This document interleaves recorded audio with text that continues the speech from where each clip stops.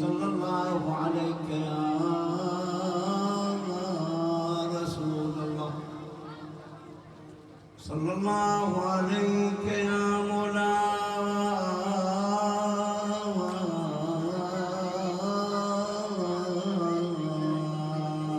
يا أبا عبد الله.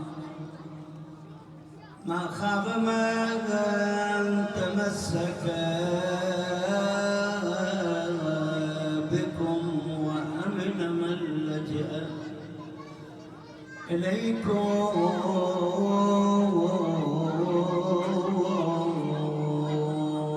يا ليتنا يا ليتنا كنا معكم، يا ليتنا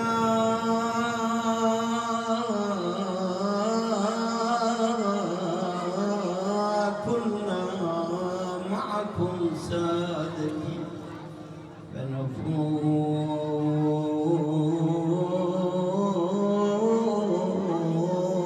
فوزا عظيما.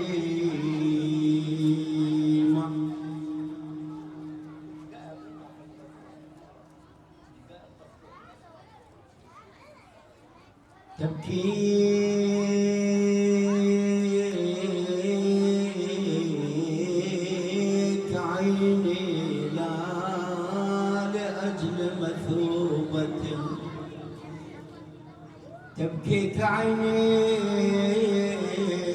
لا لأجل مثوبة، لكنما عيني لأجلك باكيا. تبتلوا منكم كربلاء بدم، تبتلوا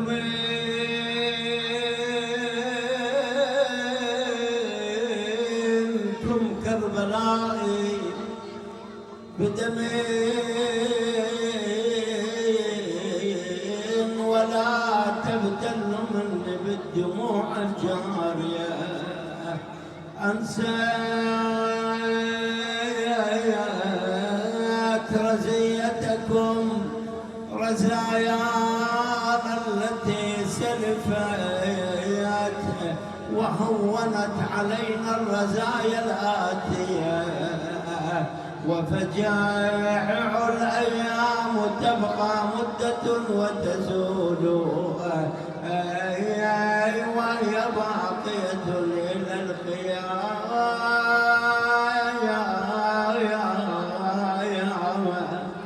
عافية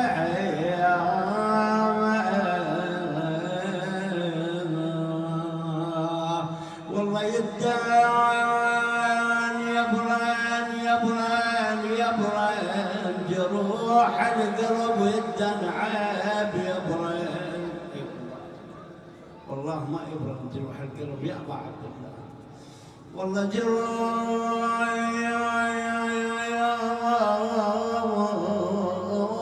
القلب يدان عيب يبرن يبرن. مبارد بالعظم يا حسين يبرن، يقل لك شلون الروس فوق الرماح يبرن يبرن، يحنن ولن فوق الوطية، يحنن ولن فوق. سمع صوتك الحسين يا الوطية. أهل بسماي أهل العاشوري صحيات راحات راحات مويا المنيال اللي ذي مفقود راح.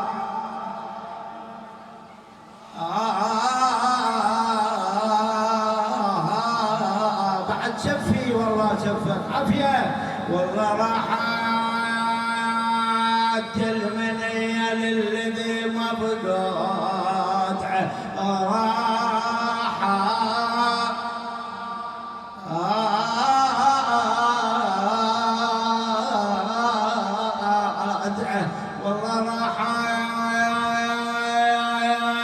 وبقيت تصفق على الطيبين، أنا بقيت تصفق على الطيبين راحة عافية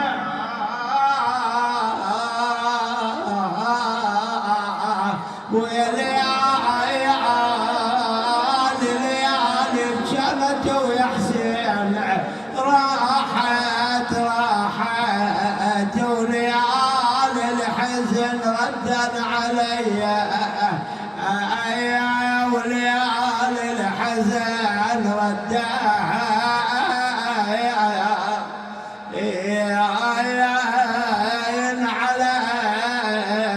هاي اصحاب الحوائج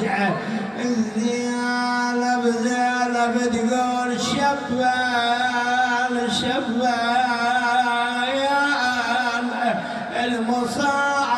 المصايب من زغر سن وياي، شبان يا نيران بسواد حشاي، شبان انا اللي قل لي يا زينب شبقتي، اقل بقد الشبان على وجاسم واخوته للحميه، على وجاسم واخوته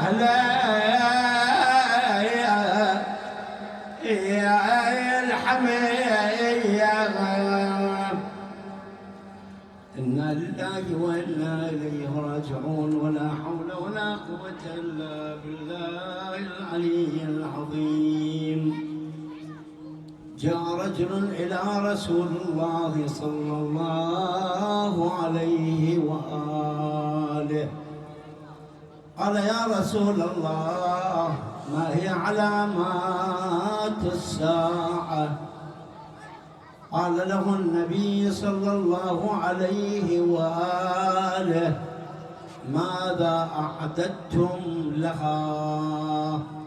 صدق رسول الله على محبته. ارفع أصواتكم بصلوات عاليات.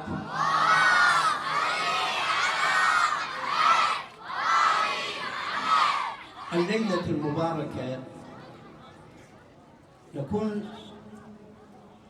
في ضيافة سيدي ومولاي صاحب العصر والزمان، أرواحنا لتراب مقدمه الفداء، كونه هو المعزي وهو الذي يستقبلكم وهو الذي يودعكم بغفران الذنوب وستر العيوب.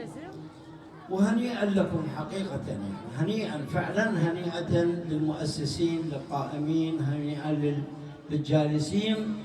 أنتم تعزون أعظم شخصية بعد الإمام الحسن سلام الله عليه وأبو عبد الله الحسين سلام الله تعالى عليه. هذا الرجل جاء إلى النبي الأعظم قال: ما هي علامات الساعة يا رسول الله؟ طبعا النبي أراد أن ينطيف الدرس، لكن شنو؟ بطريقة مهذبة، بطريقة أخرى. النبي يريد يقول له: أنت مالك ومال علامات الساعة؟ أنت ايش تريد من علامات الساعة مثلا؟ يعني إذا الخسف بالحجار انشينا العلامات، يعني علامات الظهور، بس العلامات ربما تتحقق هذا العام، ربما تتحقق بعد 100 سنة، ما أدري، ربما تتحقق بعد 1,000,000 سنة، ما حد يدري بها. النبي صلى الله عليه وآله لعن الوقاتون أيها الأحبة. الوقات أي إنسان يوقت الظهور، ظهور قائم على الملك محمد. لذلك دور شوف اكو الدراسات طبعا الان دراسات خبيثه يريدون ان يوهم الناس بذلك اليوم الموعود، يوم الانتظار، يجعلون منه فالشيء تافه يعني. والان جنابك الكريم قاعد تلاحظ طلع الخطيب الفلاني قال يوم القدر راح يطلع الامام المهدي، ما طلع الامام المهدي. يطلع ابو علي الشيباني ساعة يحرق الجو، ساعة يحرق الدنيا، ساعة راح تقوم القيامة. قال معلمي شنو السالفة؟ ماذا إلى أين يريدون أن يصلون؟ وهذا الرجل أبو علي الشيباني هذا ابن منطقتي أنا، كان سابقا في النجف الأشرف نقيب بالمخابرات، وأعدم ما أعدم وأذى الناس جميعا طبعا. لكن الغاية شنو من هاي الحملة الإعلامية، هاي القنوات اللي قاعد ندفع لها مليارات؟ الغاية شنو الغاية؟ الغاية حتى الناس ما تتشوق بعد إلى يوم الانتظار، إلى يوم الفرج، يوم قائم البيت محمد صلوات الله عليه. يومية واحد طار عنه قبل 4-5 سنوات، واحد راكب له حصان أبيض بالعمارة وحاط سيف يقول أنا المهدي. ويوم واحد كذا، هواي ادعوا المهدوية، هواي أرادوا أن يضلوا أبناءنا أيها الأحبة. واحد يجيك ثاني يقول لا، يقول أنا يوميا أجلس مع الإمام المهدي صلوات الله عليه وأنا نسيبه، وهكذا يريدون أن يغيروا نظرات المجتمع عن الإمام المهدي بأبي وأمي. إذا يوميا يقول لك الإمام راح يطلع وما طلع، إجا هذا أبو الزرقاء مو الجبوري هم قال راح يطلع الإمام المهدي وطلع ماكو شيء. وظلت ناس وجرت ناس الحركات الآن الموجودة حركات كثيرة جدا.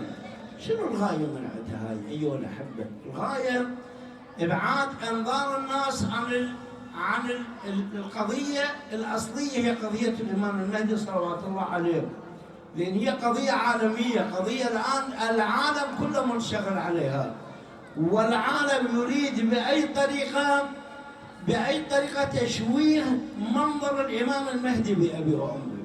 لذلك لما تجي إلى بعض الأحاديث تنقل على المنابر وما تداوله الناس أن الإمام المهدي إذا خرج يقتل الناس، عجيب، ويجعل من الإمام اللي هو إمام الرحمة يجعل إمام نقمة على الناس.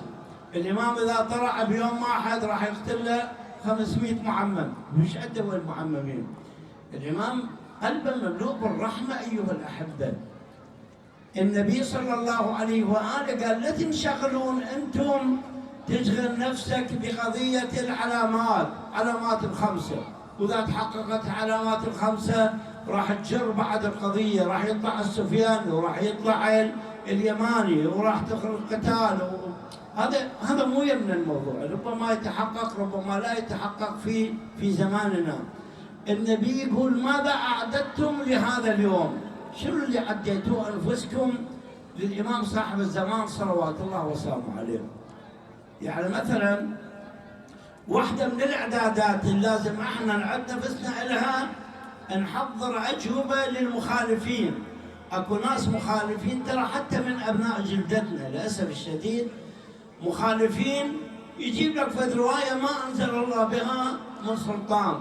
ولازم احنا كشباب اليوم كنساء أن نتعلم كيف ندافع عن هذه القضية وكيف نجعل الثقافة المهدوية. هاي الأيام شلون فورة مال دم الإمام الحسين يغلب قلوبنا مولاي. شايف إنه هذا الاحترام والكرام والمسامحة أيكم نتعلمها وتستمر ويانا، كل ما تستمر إلى السنة الجاية. تجي الليالي الفاطمية هم تأخذنا من عندنا، تجي بعدين وفاة الزهراء 3 روايات هم تنشطنا. حافظوا على ذكر أهل البيت سلام الله عليهم. الإمام يقول احيوا أمرنا رحم الله من أحيا أمرنا. الله سبحانه عز وجل يحيي لك حياتك، يحيي لك حياتك بالدنيا والآخرة. لذلك سيد الشهداء بأبي وأمي أحيا الدنيا، إلهي تركت الخلق طرا في هواك وأيتمت العيال لكي أراك، فلو قطعتني بالحب فما مال الفؤاد إلى الأسواق. سئلوا الحوراء زينب سلام الله عليها، قالوا لها يا زينب كم مرة قتل الإمام الحسين؟ كم قتل؟ قالت الحسين قتل عدة قتلات انقتل. واحدة منهم لما سقط أبي الفضل العباس بأبي وأم سريعة، والحسين يقول حميد بن مسلم 3 مرات قام ووقع على وجه الإمام الحسين. أي واحدة وانقتل سيد الشهداء من ولده فلذت كبده علي الأكبر. من أبينا علي الأكبر زينب ركضت طلعت من خدرها خافت على الحسين. الحسين قال لها لا تعلمي إن خدرك أهم من علي الأكبر. هذا مات انقتل. وانقتل أبو علي قتلة عظيمة لما ودع زينب سلام الله لما ودع أم المصائب وتركها إلى هم الدنيا وغمها. وبعد وانقتل بعد قتلة واحدة منهم قد ما ودع العليلة بنيته فاطمة العليلة باب الحوائج. وين أهل الحوائج يحضرون حوائجهم الآن مولاي؟ فاطمة العليلة يقول عليلة شنو؟ العليل مو مثل مريض، العليل ما دامت علته يعني ما وراه خطيبة. يقول مرات يخرج الإمام أبو عبد الله إمام الزمان، يقول مر عليها زينب حضر أغراضك، سكينة حضر ملابسك بويا باكر، رقية حضر ملابسك، فلانة رباب ليلى. يقول يتباوع هاي العليلة أبوها ما قال حضر روحك، ما قال حضر روحك. الآن إذا الأبو يروح للزيارة مثلا ياخذ الأم وياخذ الثاني البنات يقوم يبكي، إذا واحدة عافوها بالدار يقوم تبكي تنكسر خاطرها. يقول العليلة انكسر خاطرها هي مريضة، والمريض يريد واحد يكون يداريه، يريد واحد يقول له الله يساعدك، يريد واحد يكون يشعره بالمحنة يشعره بالمداراة. يقول طلعت عافتها زينب، يقول هذه قامت العليلة صبح الصبح شافت النسوان قامت حمل النياق. يقول قامت ووقعت على وجهها 3 مرات. اجت وين؟ يقول ذبت نفسها بحجر عمتها زينب.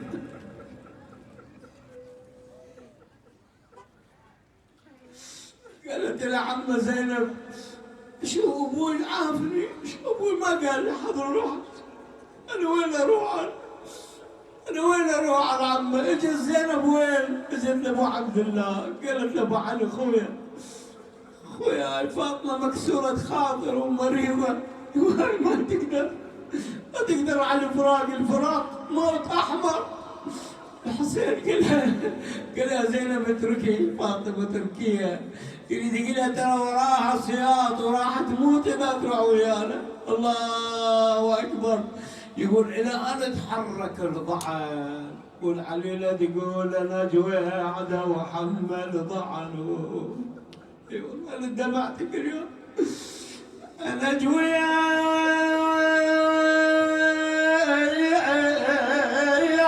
وحمل ضعنه ويحمل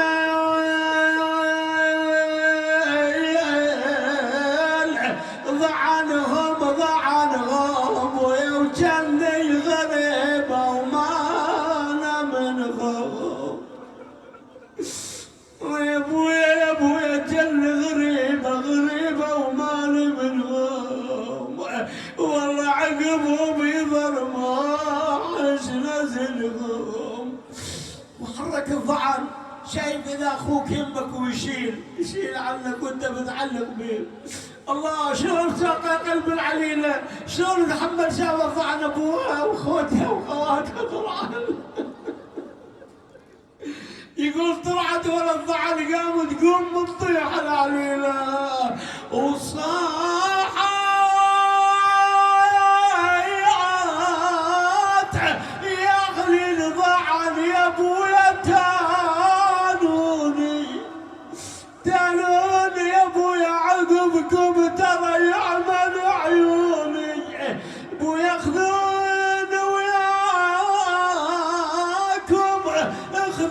وياكم اسرج الخيل والله واحط فراشكم لا جل الليل. زينب راكبه على الناقه قالت ابو علي ابو عبد الله فاطمه العليله وقعت على التراب وتبكي على انا. جاء ابو عبد الله جاء ابو علي ضمه الى صدره قال بنيه انا راح ادزلش عمك العباس يجي ياخذيش، ادزلش علي الاكبر يجوريك، وانت يا بنيتي مريضه ظل بالدار. يقولوا عافها وطلع الامام الحسين قتل سيد الشهداء. يا ناس البنيه عزيزه ترى، حبيبه البنيه، اكو بنيه مصابه بالمرض، ادعوا لها، ادعوا لها بجاهكم بجاه مجلس الامام الحسين. اي والله بالساعه خابرونا عليه، ادعوا لها، مرض خبيث بها. يقول ظلت هاي العليله وين؟ ظلت قاعده بالباب ومخليه ايدها على غدها، تقول وين اللي ياخذ لي كتاب.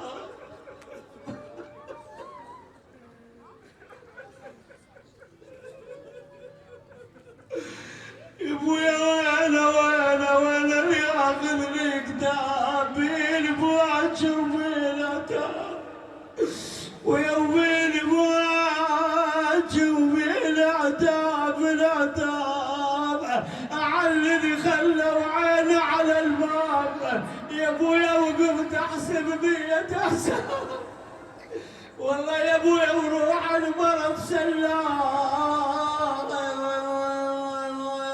يقول قاعده العليله واذا برجل خادم من اوصل له بعده، يقول واقفه واذا رجل اعرابي قالت اخ العرب هنائين مقدمه، قال انا ذاهب الى العراق، قال بالله عليك خذ كتابي الى ابي عبد الله الحسين، خذ كتابه وياك للحسين.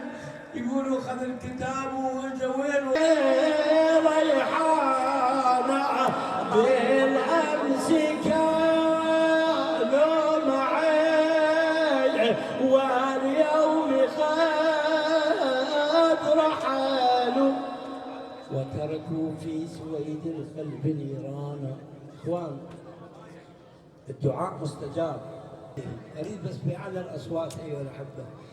بسم الله الرحمن الرحيم. أمام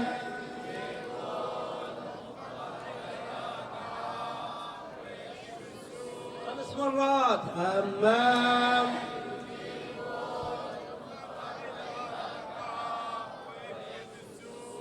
أمام